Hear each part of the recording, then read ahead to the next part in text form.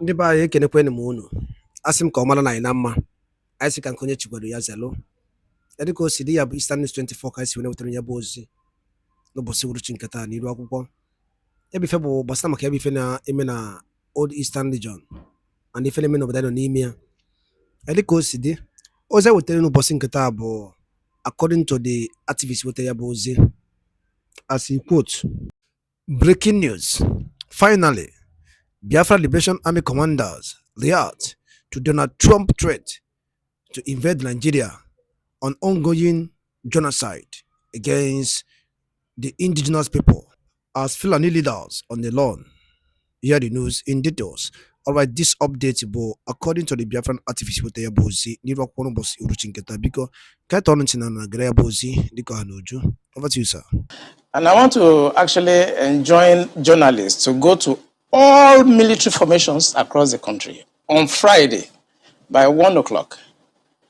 You are going to see the same thing happening across all military formations, including Naval Training Commander Papa, including the division in Ibadan, including NDA, including Jaji. I was in Jaji in 1994 for my junior division.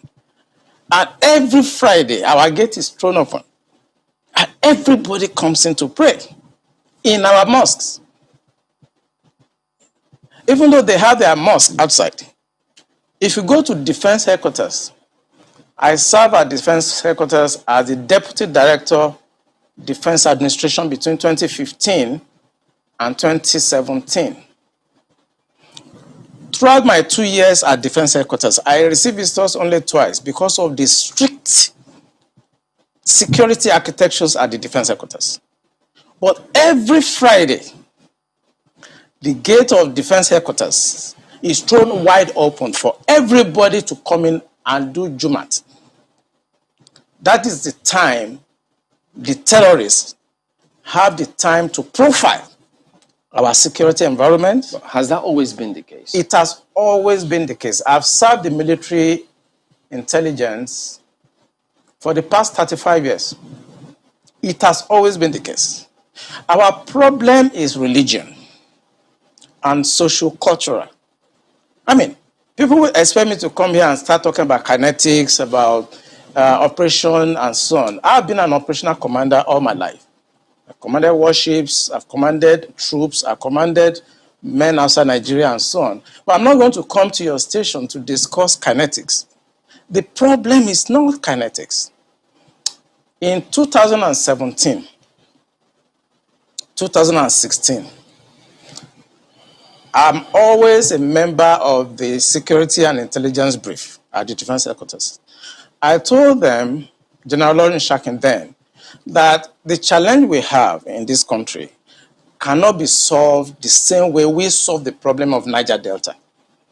The Niger Delta problem was solved during Yaradua time, basically by me. And I told them that we can't use that same template for Boko Haram. I told General Lawrence Shakin to look at the center of gravity of the problem. And we all came together. I was made a member of the committee, including Atahiru that just died was a member of that committee in 2016, 2017.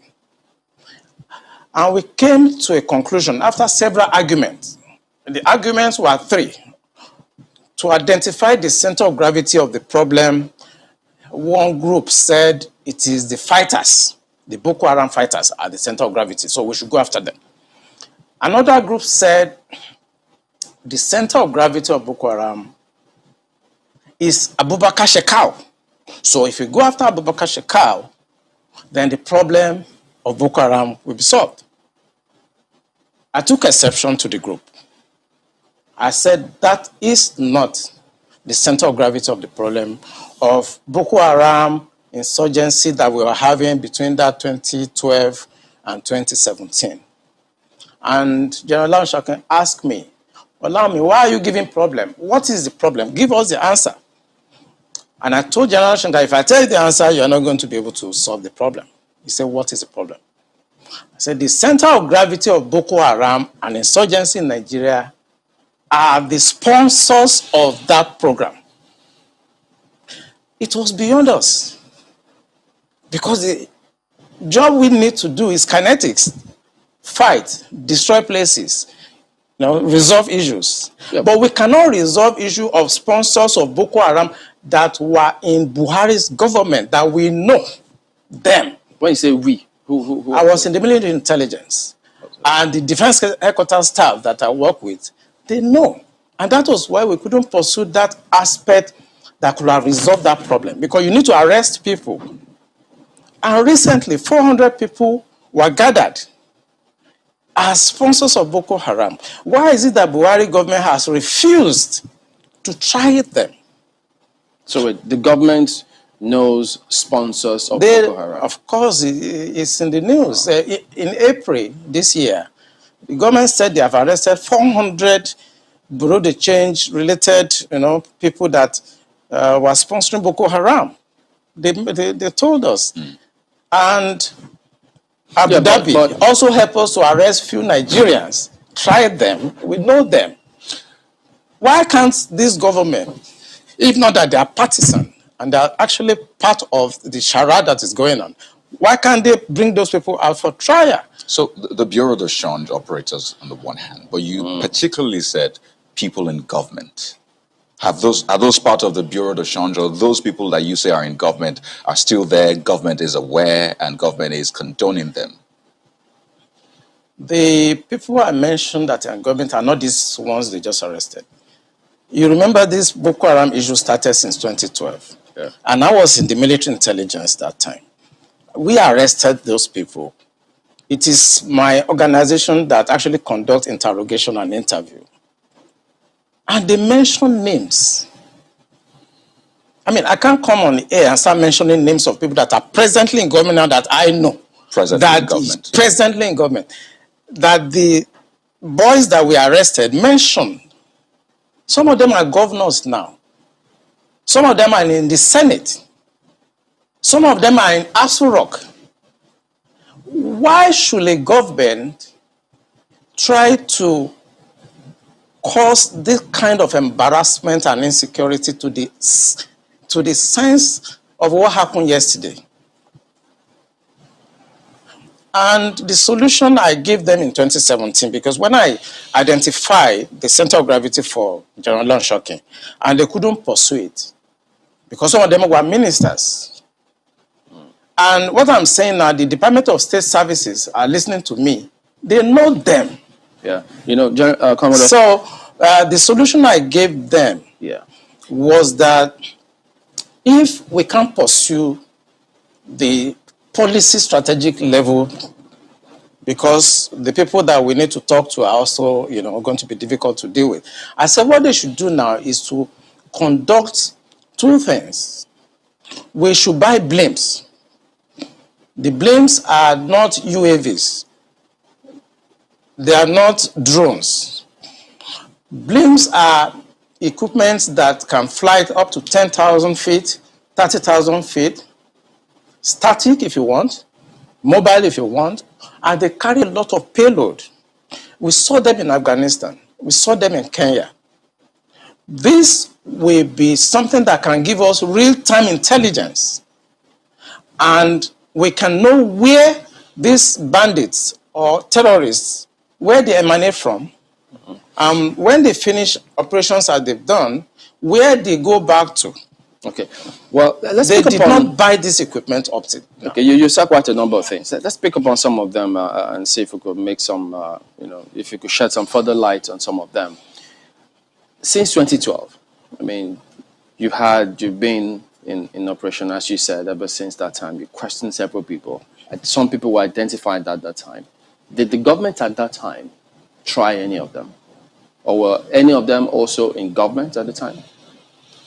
No, the government did not try any of them, and the defense headquarters where I worked then did not pursue that line of operation because it's beyond them. The defense headquarters, actually, when you look at the defense structure of Nigeria, they lie within the policy strategic level, but basically they are operational guys. So when you have policy problem, then they cannot go beyond their masters. They can write intelligence report and say this is what is going on. And we've seen that the present government know what is going on. I'm sorry, is this a policy problem? I mean, the laws are clear. If someone is said to be involved in something as devious as this, the laws are clear. This person is meant to be arrested, questioned. I mean, it's quite clear. So is it a policy problem? We have the laws. So what is stopping the security agencies from actually enforcing the law, since that's what they are? I think what is stopping them is like when you are a member of a church and your pastor have decided to be at a certain level of spiritualism, and you're a member of that church, you cannot be higher than your pastor spiritually. You can't, no matter what you do. So this is the same religion you spoke about? Yes. In real life, you see that the defense headquarters cannot conduct any operations that is not sanctioned by the commander-in-chief of the armed forces. Yeah. They cannot. No matter how small, little they cannot. So, when the Yar'Adua government decided to put an end to Niger Delta militancy, that was in 2007. What he did was simple. He called all the security chiefs and all the intelligence chiefs and tasked them to come up with a solution. The Defense Intelligence Agency, the National Intelligence Agency, the Department of State Services were called with the Inspector General of Police and the Interpol to come up with the solution to the problem. Then the problem was Niger Delta. The president was Yar'Adua. He was dispassionate. He wanted to solve the problem. Within 6 months, we solved the problem. I remember I have to go to Angola to go and bring Henry Oka, and nobody in Nigeria knew what we did. All we know is that since 27, 28 that we conducted our operation under Yar'Adua, Niger Delta issue has remained manageable. This government does not want to resolve this problem. They are escalating it because of tribal and religious sentiments. So when you say this government does not want to resolve it, don't forget the same government has purchased. In fact, they're going to induct the Super Tucano jet because of, I mean, the insecurity situation.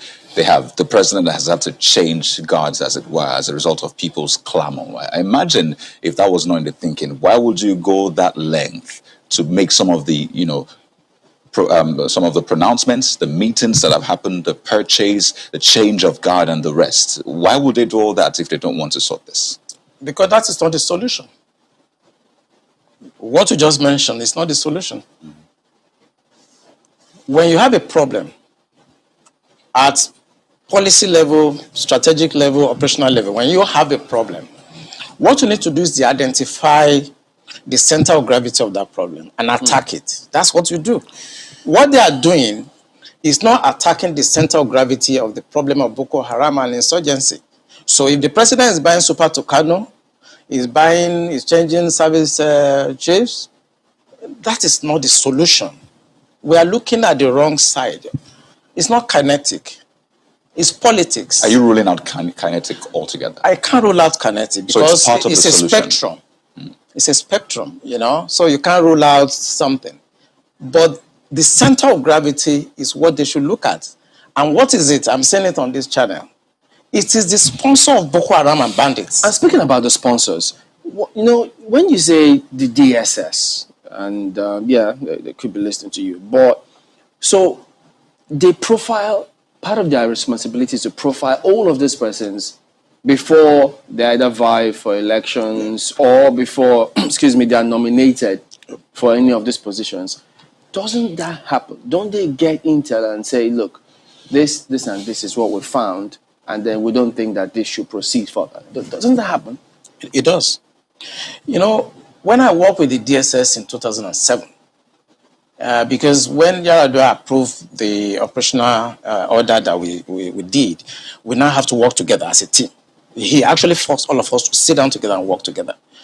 I was surprised at the tremendous amount of information had by DSS. I was shocked. We in DI, I was in Defense Intelligence Agency, and when they were forced to bring out the files. I was shocked. They have so much information at DSS presently as I'm talking about what I'm talking about. They have. But you see, if a fish is going to get spoiled, it's going to start getting spoiled from the head. The DSS will not do anything except the commander-in-chief's body language shows that this is the direction I want to go. That is where the problem is. The DSS has tremendous information. By the time 2023 is here and somebody take over and wants to undo some of this evil that I've seen in this country, you'll be surprised names that the DSS will bring out. They have the information. There's nothing I'm going to say here that they don't have. The defense headquarters have the solution for the kinetic aspect. They do. I'm not going to come here to advise them. I work with them, and they're still there. The chief of naval staff was in the intelligence with me. We were together in Defense Intelligence Agency. That's Vice Admiral Gambo. I know these people are good. They know what to do. It's not that they have problems. It has to do with politics, the sponsors, people that feel that this country should be Islamized.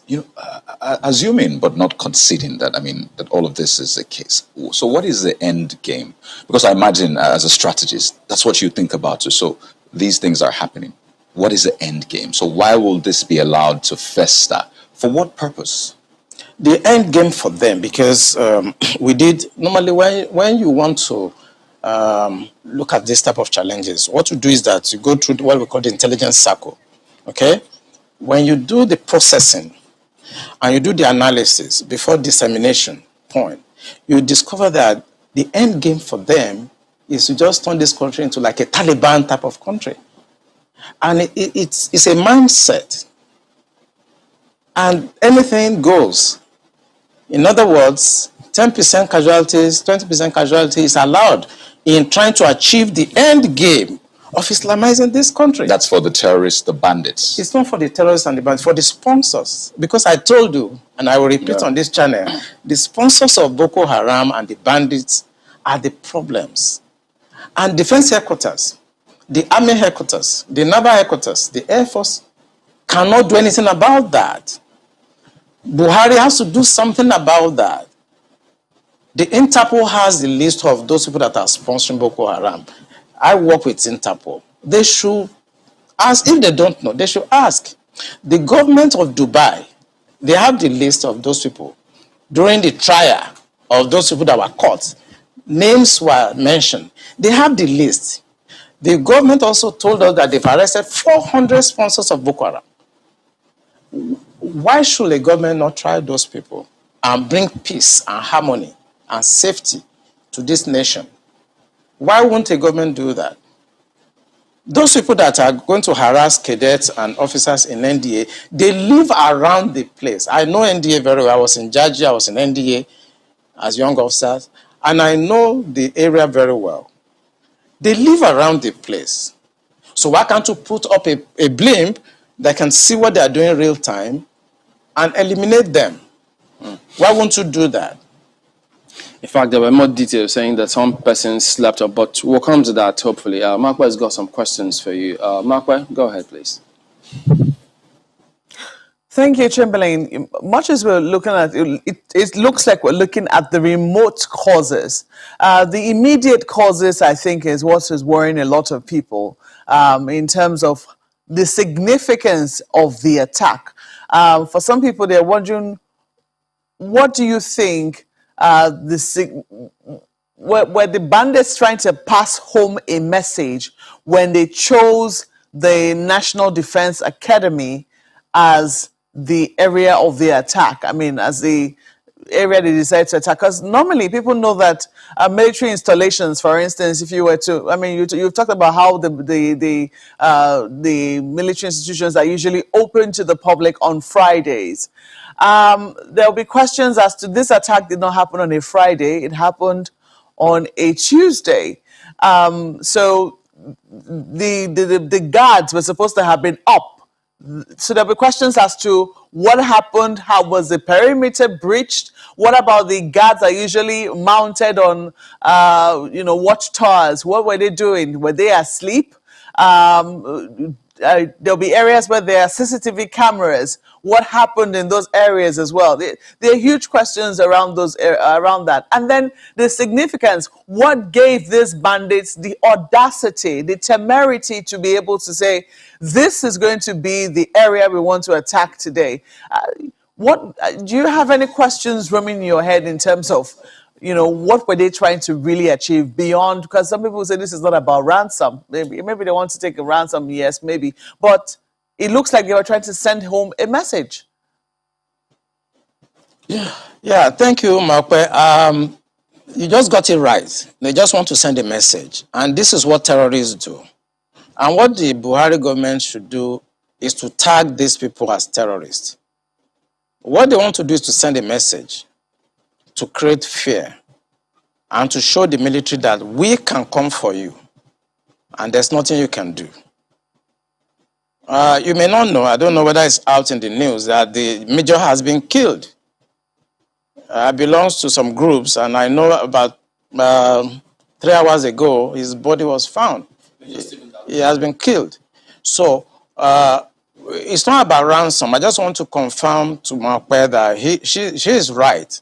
It's not about ransom. They just want to pass a message. We can come in. We can do what we need to do. And there are some hardliners in this government that are sponsoring this kind of narratives. They just want to show that they can Islamize this country. They think about Taliban. They think about the Mujahideens. And they want to replicate it in this country. And they don't care what happened. They simply don't care. As long as at the end of the day, there's Sharia and there is whatever thing they have in their head and they want to achieve. So these people that are sending messages are sponsored by Nigerians. So if I could follow up on that quickly. Please go ahead. This part of what you just spoke about now, the security agencies gleaned this from those who they arrested over time, saying this is the intention. Absolutely. The intention of it's on the internet. So it's not even about the people we interrogated. The intention is to Islamize Nigeria and practice Sharia.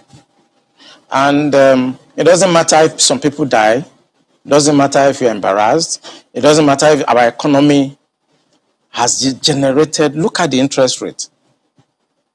Look at the inflation rate. Look at the debt profile of Nigeria. They don't care. As long as at the end, the Quran is at the sea. So some people in this country have this mindset. And we must tell the truth. If you tell the truth, you die. If you don't tell it, you die. Some people have this mindset to Islamize the nation. And they are in the government.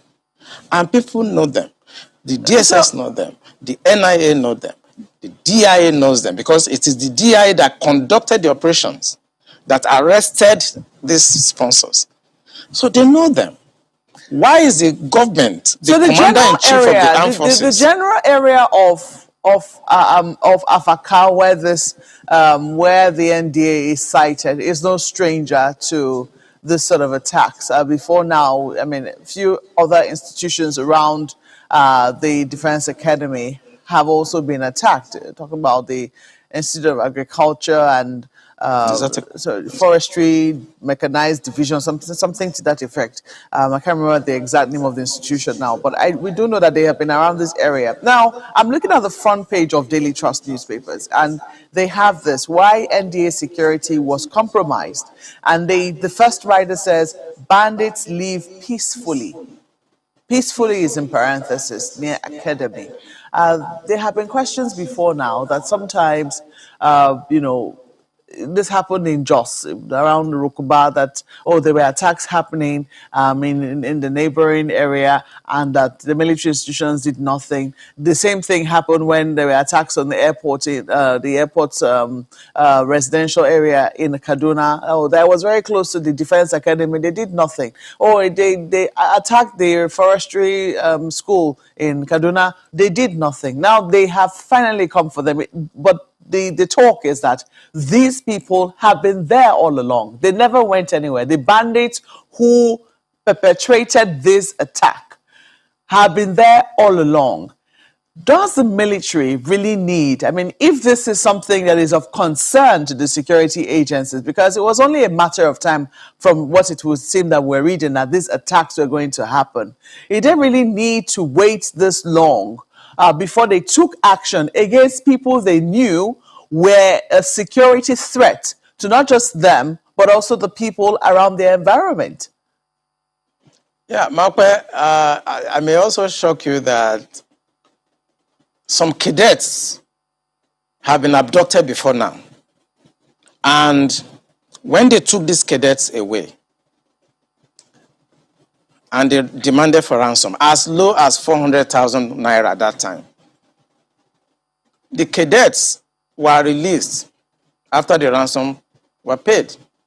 And the cadet told them that where they took them to, that they could hear the parade going on in NDA, that they were not taken far away from NDA, that every morning they hear the parade and the programs going on in NDA while they were in the camp of the terrorists. You are right. These people live around NDA. It's about social-cultural issue. As long as you're a Muslim and you speak Fufude or Hausa, you can do whatever you like and fraternize with the military and go in and out of the barracks. You are saying that the attack did not happen on Friday. Of course, it will not happen on Friday, but they have enough time to carry out surveillance. They have enough time to have insiders that will work with them. The problem is that journalists should go around our military institution this Friday and carry their cameras and see the decadence, the security breach that goes on every Friday in all military institutions across Nigeria, and tell the Minister of Defense to put a stop to that. The defense institutions, they are sacred. They are not where people can come on Friday, throw open the gate because they want to come and do Jumat. The truth is that on Sundays, we don't have such, invasion of our premises by Christians to come and pray or to come and do whatever on Sundays. But for the 35 years I spent in the military intelligence, if you go to Tego Barracks in Apapa, it's the same. The Tego Barracks is where I was trained as an intelligence officer. It's the same. On Friday, they will troop in. They throw it open. It's religion. And because we must think about solution, the Minister of Defense should stop this. They should make pronouncement and stop it. Every Friday, people should go to various mosques around them to pray and maintain the sanctity of our military institutions.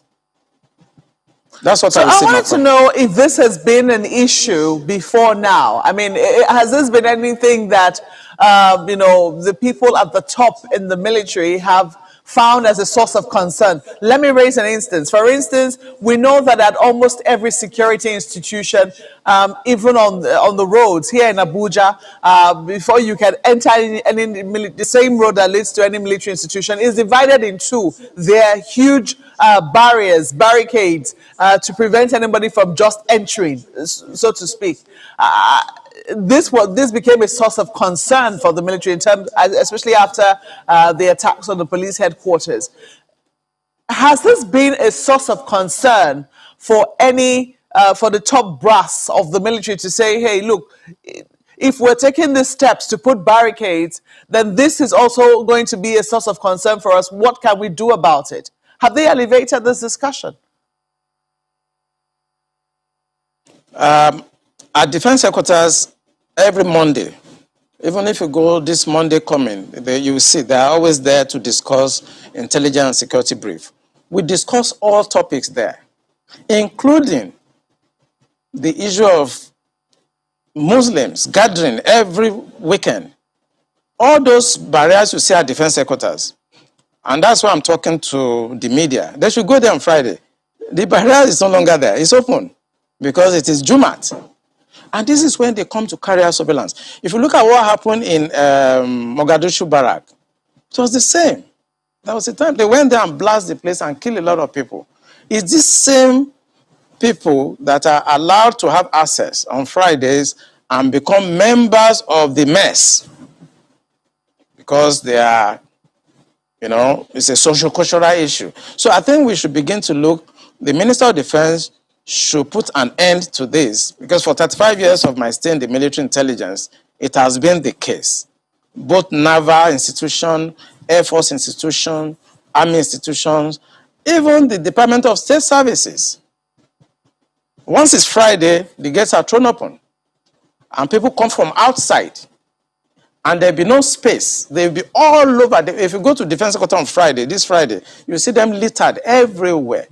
If I could just comment now. This conversation is usually quite tricky. I mean, people listening, some might take different perspectives to it, thinking, oh, is this a religious thing? Is this an ethnic thing? They ask, is it only Muslims you have in the military? Is it only people from this certain cultural, heritage that you have in the military? And I'd like us to tackle the issues. You have mentioned what you have called the core, as it were, of the problem. How do we tackle this without viewing it from a religious spectrum, an ethnic spectrum? Because well, Nigeria is quite, polarized across, these groups, ethnicity and religious. How do we tackle it without coming off as though you're inciting people, All right, in the by downloading the Kunz Venezuela Eastern News 24 by Sino Bozi. If you talk email, I'm not to say Bozi, hashtag Donald Trump and United Nations. Ka we mari fene meno bosin katana Eastern News 24. To saya Bozi, but saya Bozi ya kudutumu na doesn't ebe di chiche. All right, downloading make sure you stay tuned. More news updates, more updates. I get with the in Abuja, but stamaka bi fene me no bosin kata. All right, kemesi anu munem.